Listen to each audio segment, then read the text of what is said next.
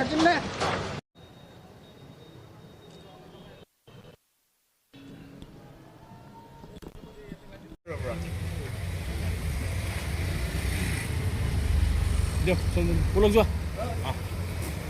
নিচাযুক্ত দ্ৰব্যৰ বিৰুদ্ধে ধুবুৰীৰ পৰা যোৱা 25 ফেব্ৰুৱাৰীত আৰম্ভ কৰা মাৰাথন দৌৰ তেখেতে সন্ধিয়ালৈকে যাব।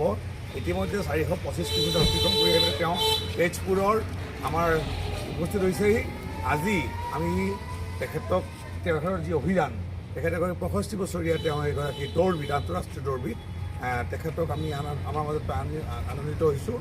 আমি তেখেতক শোণিতপুৰ জাৰ্ণালিষ্ট ইউনিয়নৰ ফালৰ পৰা তেখেতক আমি এখন সম্বৰ্ধনা জনাইছোঁ, আদৰণি জনাইছোঁ।